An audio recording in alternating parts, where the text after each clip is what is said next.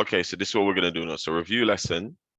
And what we're gonna do then, we create a blank template, how to save template, how to add indicator to the chart, and how to draw supply and demand zones. So if we go back there now, so my first question, who am I gonna go to? I'm gonna go to Shirley. What's one of the steps we're gonna follow here? Because we're trying to create a blank template with nothing on it. How could we go about doing that? And the template that we normally use for ourselves. How could we do that? How could we do that?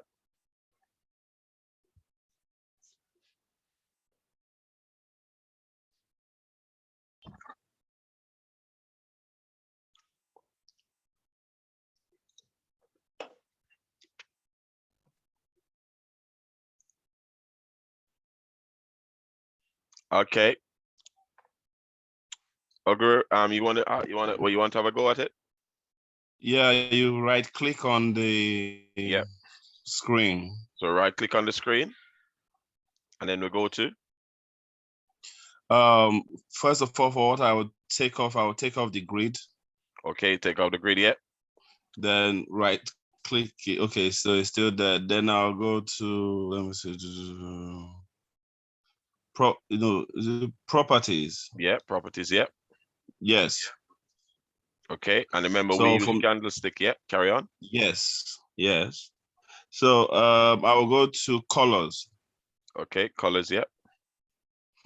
Then background is black, but you like white, so we use white. Yeah, yeah.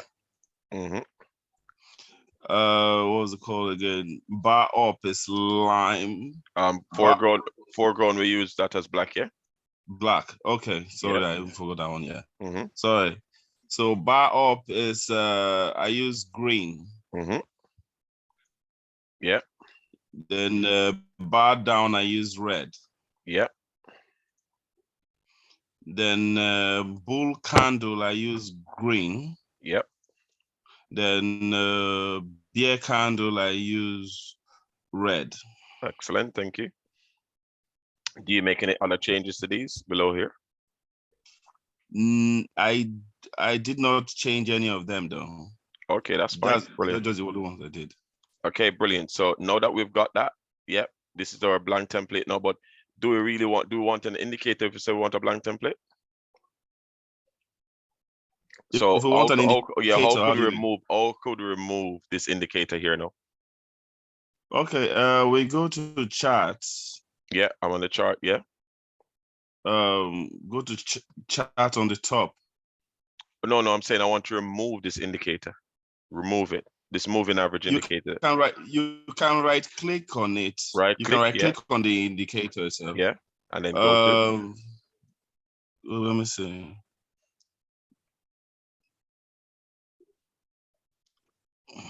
Sorry, indicator list. Indicator list, excellent. And then what do we do now? Then you click on the moving average. Yeah. And delete. Delete, yeah, and that's gone. Okay, now these two now, remember we said now this bit auto scroll to the end. Yeah. And then this one here. Take to the end. Yeah, and then auto, so every time you move it, it will move itself back. Yeah, every time you move it this way, move itself back. And these two actually in control of that, yeah. Okay, so what we've got now, what we're gonna do now is this. Right click. Okay, I'm gonna right click on the chart now, because what do I need to do now to save this template? Anybody remember? Yeah, you can still right click on it, and there's right click. Then there is save template there. The save template. Yeah. And then so this is my blank template now. So I'm gonna call so I'm gonna say blank template. Blank. Yeah, meaning that you just got the candles, just naked template, just as the candles alone. Okay. So, but what we haven't got here, I notice at the top here, I want to put a time where I can get the time on it, but there's no time here because we've got a trade using a time frame. At the moment, it's on the 1 hour time frame. I want to get it from the 1 hour to the daily. Yeah. So anybody knows how I could get that one to get the daily time frame because it's not on there. Go to view. Go to view. Yeah. Yes. And then. and then click on toolbar, and then standard. Time frame, yeah. So can you see time frame there? Yeah. So now I want it to be on the daily. Yeah, so that's what we've got there.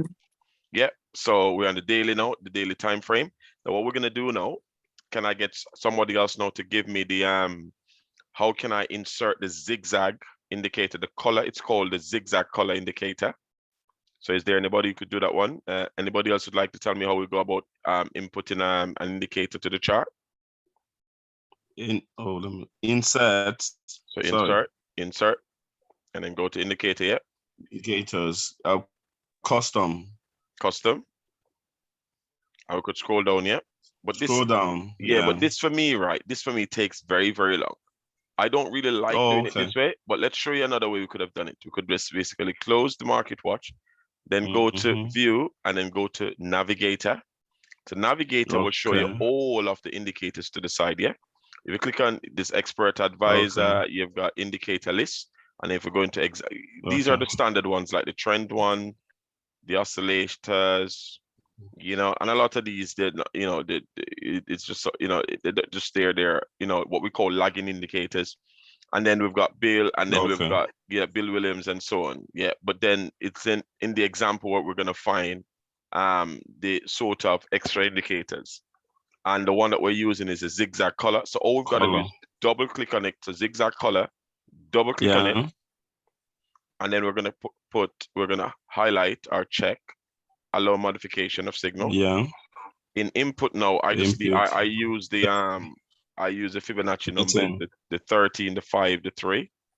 And I go to color, and I just use green for the blue one.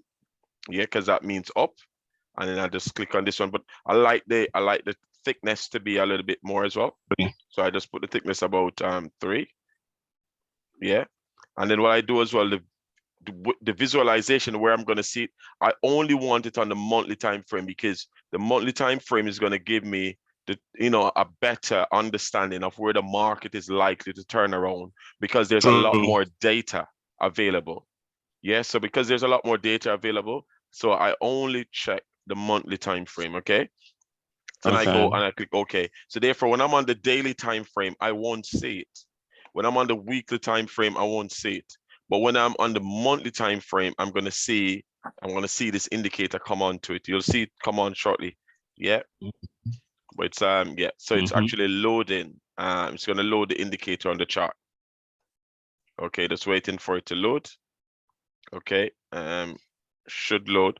But if you look at this very point, you know, in 2016, if we look at this chart now, you can see in 2016, when we had, I think, was it 2016 when we had the issue with Brexit? Or is it, yeah? And so on. And you see the euro, if you look, this is the euro we've got here now. We can see that every time the market comes down to this point, it always turns around. Yeah, always. Can you see? So the green is telling me that this thing is going up. And let me tell you, this is a beautiful symbol. A lot of people right now are going to be buying the Euro USD for the potential for the euro to go back up. You know, and the last time the euro was this low was 2015, right? It was also low in 2019 as well. But if you notice the red here telling you it's going down, yeah. Now a lot of people are buying the euro right now because of the zone where it's at. Yeah. So we know this is a strong zone. This is a potential where a lot of people are going to make a lot of money. Yeah. So what we're going to do now, we're going to put on this thing now, we're going to put on these horizontal zones. So we know at these zones, what we could do as well with this here, we're going to change it to make it a little bit thicker. Okay. And I'm probably going to change the color of it. Let's change it to say black. Let's be a bit thicker there. So this line is going to be on it all the time. Yeah, so this is one turn point. So the market was up to this, the market was up there. Okay, the market was some point up that point. So if you notice, I double click on it, then what happened, the market came all the way down to this point before bouncing back up and going to this zone here. Okay, and then after that, now the market then project all the way down, break through where it, because you know we look left, and if we look left, this should have been like a demand zone. But the market broke through that all the way down to this zone here. Yeah. Before what? What happens now? The market breaks all the way up. So it breaks down, come up to this point where it was in the past. So if you look, you can see where it was in the past. If you look left, comes up back up to what we call now, this becomes like a resistance level. Before coming back down to similar point where it was in the past. Before then breaking back up to previous levels, because here that was a level there. That was the same level when it comes back up to that point before breaking back down. Now, people are saying, well, the euro at this point is going to be very, very expensive, right? Yeah, they're saying that at this point, the euro is very expensive there. Now, there's a potential now that a lot of people are going to buy the euro because at this very point here, it looks very, very cheap, okay? So what I'm going to want you to do for me today, because I would like you at this zone, we're going to put a buy on. And we're going to look for some key zones. Yeah, and what I want you to do is just to learn how to put a buy trade on, and then what we're gonna do, we're gonna put a take profit, and we're also gonna put in a stop loss. Okay. Loss. Yeah, so we're gonna put a buy, and so on. So I need everybody now to sort of put a trade on. We're gonna put a buy on. Now I don't want to deplete all the money into your trading account. Now, this account here, it's a demo account, right? And basically, it's if you go onto view, you go into toolbox, go to view, go into toolbox, then you can see that this demo account is 100,000. What I'm gonna do, I'm just gonna basically, and then we're gonna come back when we come back next week. Now, we'll be able to see, right? So if this is 0.01, what I'm gonna do, I'm gonna do it to 0.05, right? And I'm gonna put a buy. Now, what I'm looking for this trade, because it comes down to a really important zone, then I'm going to buy, and I'm going to buy for the long term. I'm going to buy and leave this now. I'm going to go buy. But when you click on this, guys, what this is, one click trading, meaning that you only click once, and then the trade is basically taken. So when I click buy, it automatically buys. You can see this arrow here that tells you. So what I'm looking for, if it goes back up to that point, then we're going to basically make 600 pounds. Okay. Now, what I'm going to do, I'm going to put a stop loss below the low of the previous low. Okay. I'm going to put a stop loss below the low of the previous low. So this is what I'm going to do. I'm going to look. Can you see I've hovered? Let's go now. So let me do it again so you can see. All right, let me delete this now. Now let me go back to this and show you something. If we go to toolbox, you can see. Right, nothing. I even though I placed a trade there, you see nothing was taken out. Let me look at the history. Yeah, it didn't charge me to get into the trade because the euro, it's like 1-to-1. Like it's almost like exactly the same. Sometimes like zero, they charge you, but most of the currency pair, they'll charge you the spread. Now, let me show you something here, guys. Here where you see this arrow. This arrow here, it's sometimes just confusing seeing it on there. It doesn't serve any purpose. What we could do is basically go right click on the chart, go to trade history, and click on that, and it goes. Okay. So what I'm going to do now, let's do a buy again. So I'm going to go to buy, click on buy, and I'm going to basically hover over the line where the buy is, and I'm going to pull it all the way up to the top there like that. Yeah. And then what I'm going to do now, I'm going to pull down to the previous low. That was the previous low. I can see if I look left. So the previous low, that's it. That's the low. Yeah. So I'm risking 50 pounds. So which is like, can you see 151 pips there? Yeah. So that's what I'm risking to make. Yeah. Now you will see. Okay. You will see what happens. Yeah. Thank you. Now you will see what happens, right? In this trade. Yeah. You will see what happens in this trade. So we'll have the results of this trade next week. Now, this is what I'm going to want everybody to do now for me, right? Okay. So let me just see what I put in the PowerPoint. So yeah, how to draw supply and demand zone, how to add indicator, how to save template, how we create a blank template. Okay, so that's what we've got. What we're going to do now, we're going to look and see if we could find any other trade. And because this is what I'm going to want you to do, but I want you to do it right now. While, of course, I'm going to send you the video. So you can always do it another time. But here we go. I'm going to right click in Market Watch. Okay. I'm going to right click in Market Watch. There's Market Watch. I'm going to hide all. And what I'm going to do, I'm going to go to symbols, and I'm going to go, and I'm only going to take the FX majors. Here, these are the majors. but we don't use the US dollar, Hong Kong dollar. We don't use that one. But we're going to use all the majors there. So we're only trading the majors, okay? So we're going to basically click on it and we're going to click show symbols, all of those symbols, right? And we'll just click OK. So we're only going to investigate the majors, okay? So what I'm going to do now, I'm going to basically left click because I've got the euro there. I'm going to leave that one. Let's get rid of these because I want to show you how we're going to put these back on the chart, right? Let's get rid of this lot. Let's get rid of these now. Yeah. Now, so let's have a look. So I'm going to do now, I'm going to left click on GBP USD, right click, and I'm going to go to chart window. Now, and that's a chart that we get, right? Now, what I'm going to do now, I'm going to go back to my monthly. Then I'm going to right click on the chart. I'm going to go to template and I'm going to go to blank template. And that's what I'm going to get, right?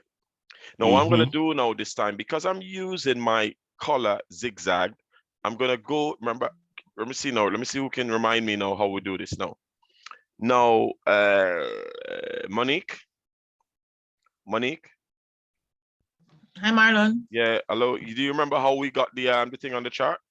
Do you remember how we get the indicator, how to get back the indicator? Do you remember what I said? Yeah, right click on the chart. Yeah, well, no. I think what we need to do, we need to go to view, and then we go to navigator, and then we go to zigzag color. Zigzag, yeah. Okay, and then what we're gonna do this time, we're gonna allow. We're gonna go to input. We're gonna change this to 13.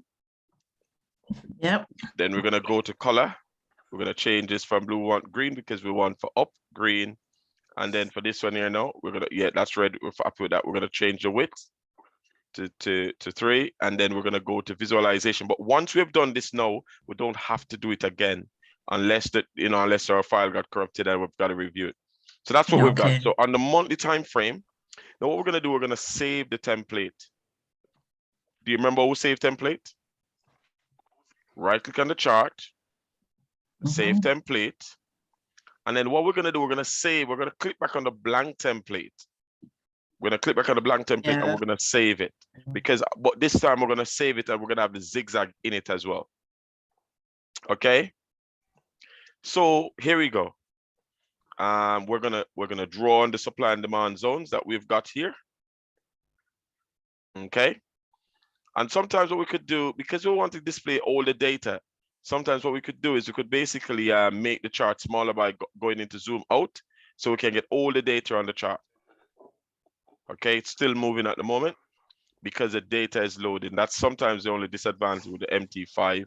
Now let's put our supply and demand zone on the chart.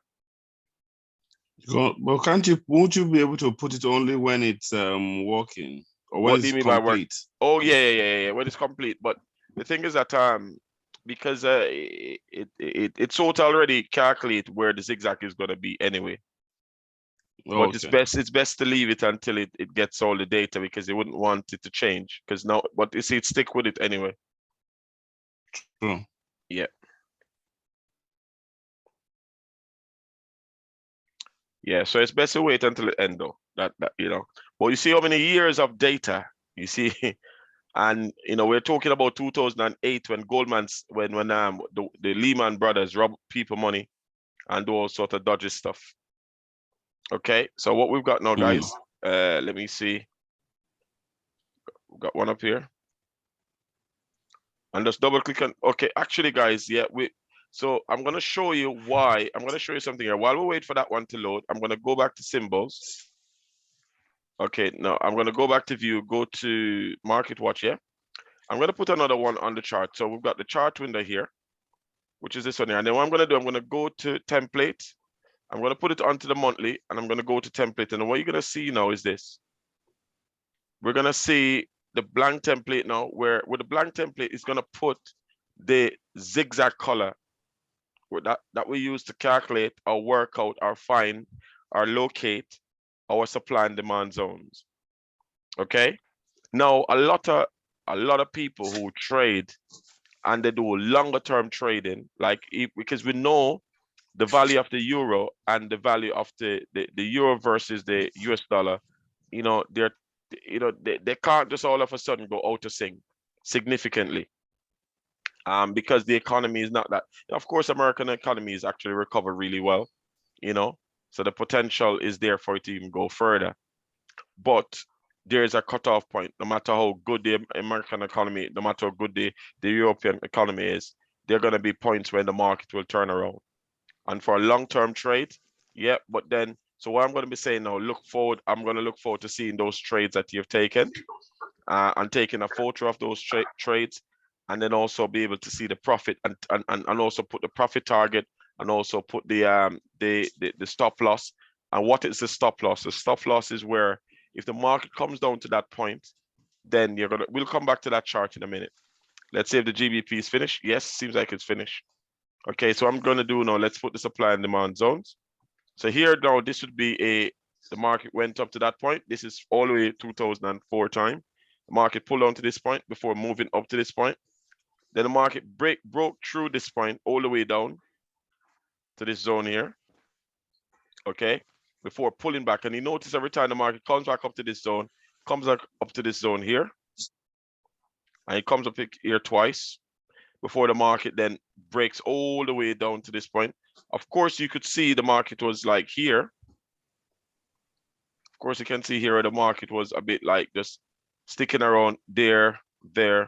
Okay, before what the market did now, break through this point. See, it's stagnant, came back up to where it was in the past before breaking through. I would probably look to buy there, but the market broke through all that because of this point here. I look left and I'm seeing this is a potential point, but then where the market break down before pulling back up to this point here, and then moving down all the way to this, pulling back up to that point, and then coming down. Now here again, now these are what we call zones, right? Now remember, nobody's guaranteed that the market is going to turn around at this zone. We can only make prediction, we can only assume, and that's the beauty of this thing, And of course, as I said, a lot of people now, what they would probably be looking for, they would be looking for the market to come to this point. If I go to insert, if I go to object list and then go to arrow, some people probably waiting for the market come there.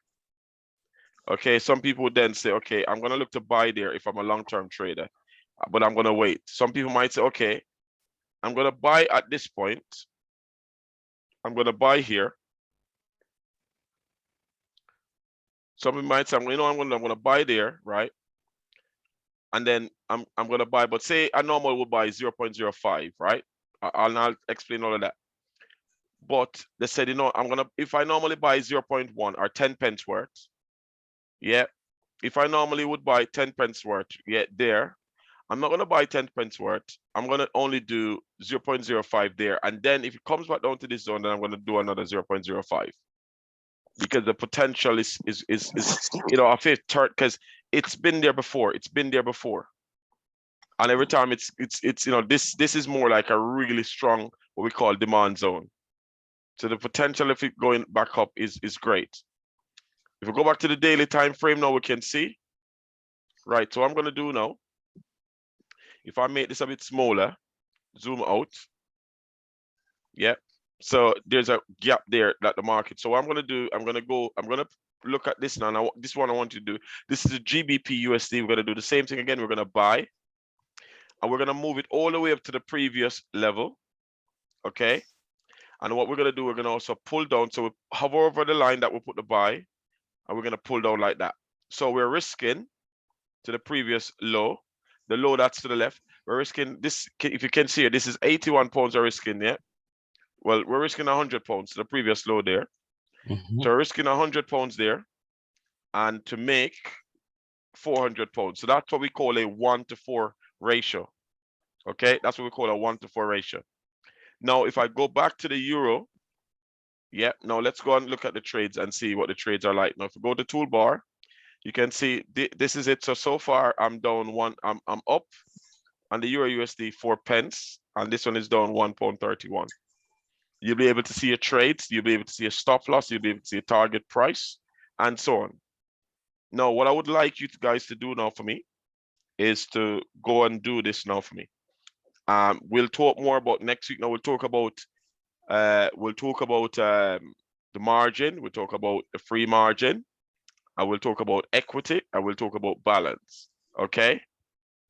Now also, what I want you to do for me, I want you to look at all of these and see if there's a potential, of us taking any other trades. You know, if there's potential for us to take any other trade, or if there are any opportunities, but we're gonna only trade the major currency pairs. We only, apart from the Hong Kong dollar. So you're gonna do exactly the same thing that I've done, the same thing I've done to the GBP, the same thing I've done to the oh, you know what, I end up yeah, I end up removing the euro one because I drag and drop this on it. So if you drag and drop this on it, you'll have to do it all over again. So if I go back to the euro USD, right? Oh, yeah, it's there, Yeah, it's gonna be there still. So that's what we've got then. So I've got 2 trades there that I've done. What you could do, I would like you to take a photo of this now. So your homework would be taking a photo of the trades that you've taken. And remember, guys, it's really easy to set up this account. If you go back to the first lesson we had, you'll be able to set up a demo account quite easily. Okay, and then once you set up a demo account, this is exactly what we're doing. But we'll be using candles to jump into the trades. Okay, guys, now before we go, any questions? No. Any questions at all, guys? No. Okay. Right. We got on the line. Any question, Brian?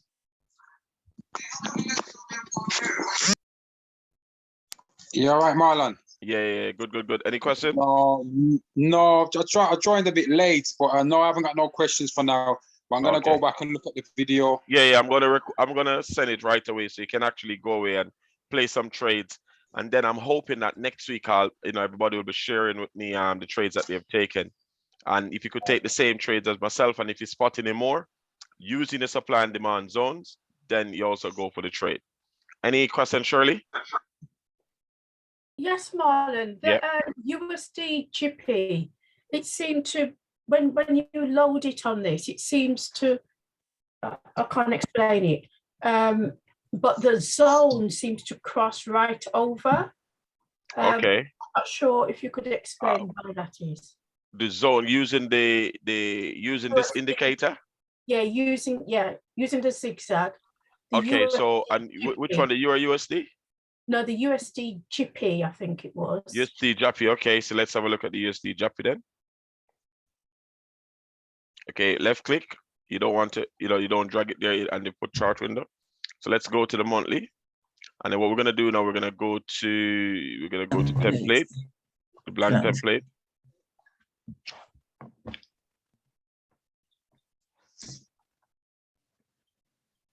Yes, that's what I meant. Can you see it's just crossed right over? Well, it depends on the data. It depends on the way the data is, and it depends on how the ebb and flow of the market. So it depends on how the market's traveling up, traveling down. So what we're gonna do, we're gonna just basically use those 2 zones. But sometimes what we'll do is we could possibly go to the monthly to get a better understanding of this. Okay, and why is it and why is it like this?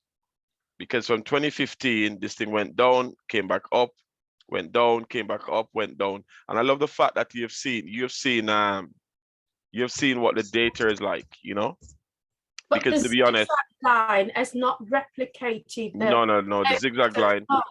Yeah, but the reason why I use the zigzag, there's another zigzag that give you better prediction than that one, but because this zigzag is on the platform itself, that's the reason I use it. But I've got a different zigzag that probably would pick this up. But say, for example, we're in a situation like this, what we could do is we could right click on the chart. Let's go back to our indicator that we've used. Right click on the chart, then go to zigzag. And what we're gonna do, we're gonna change it so we can see the weekly. And by using the weekly, it will probably break it up a little bit further for us. But what I don't want is, but also what you've got to understand, the Japanese yen has moved significantly.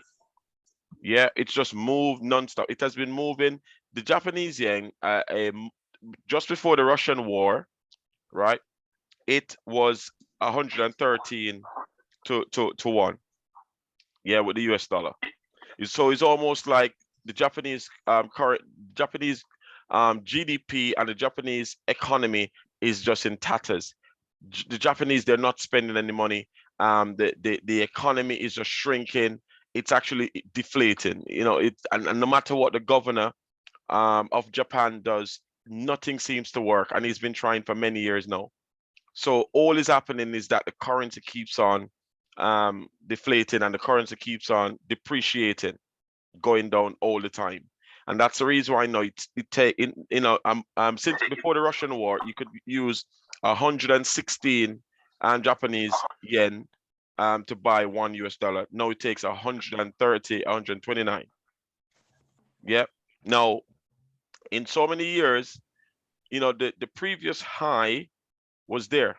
This was a previous high. Now, so of course, if we go and we draw a supply and demand zone based on this, we're looking at that point there when the market came back up to where it was. So this was 2007, where it went all the way down. And in 2015, it went back to previous. But this time it's broken through, and that's what happens sometimes. It's broken through significantly through this zone. Yet the previous. So a lot of people would have put sell there because you'd have expected the market to turn around at this point. But that didn't happen. Okay, so the potential is that the market could come back to this point. This is what could happen as a potential, right? The market come back to this point, before then moving back up like that, because that's how the market tends to move. Okay, but what we're looking at now, what we're going to do for this one, because it's at a zone, and of course these zones are not fixed, you know, I'm going to put a sell. Yeah, I'm going to put a sell on the Japanese currency, but the highest point I would have to use would be there, because there's never been higher than this before.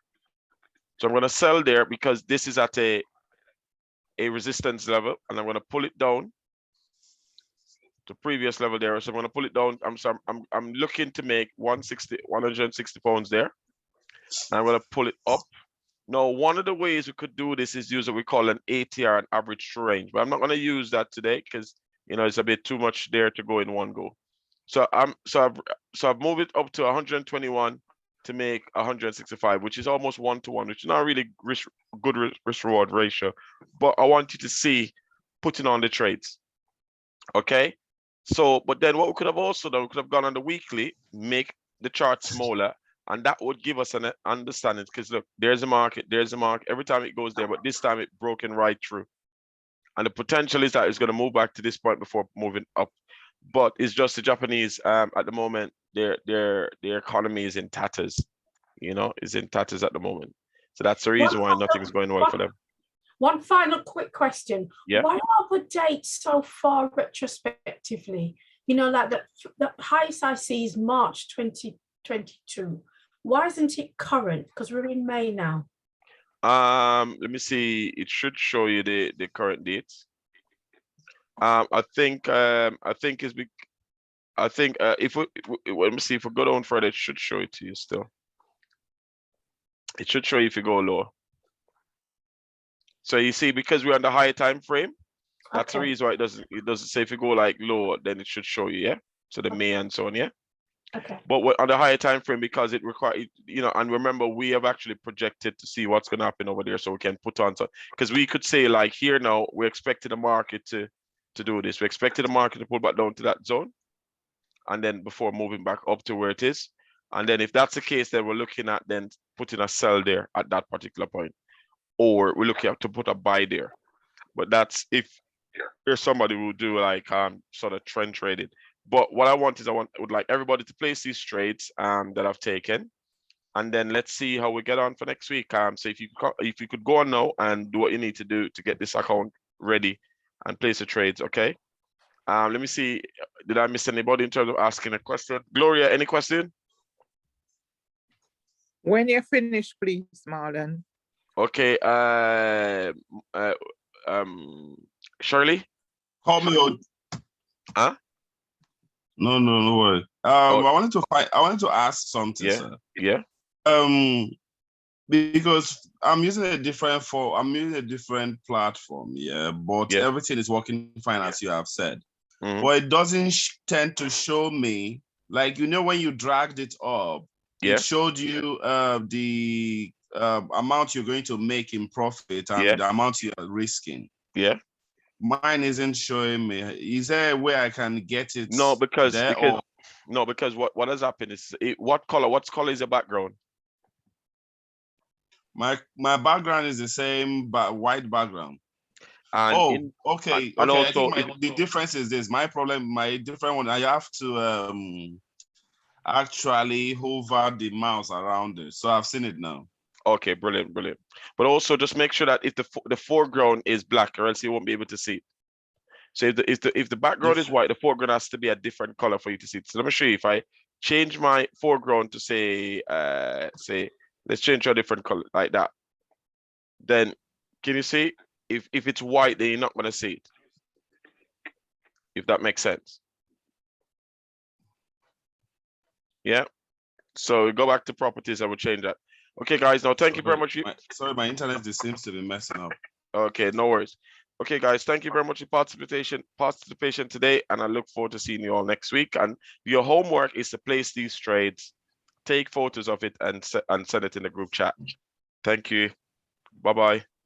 All right, thank you, sir. Bye. Welcome. Thank Bye. you. Marlon, Bye. Bye. Bye.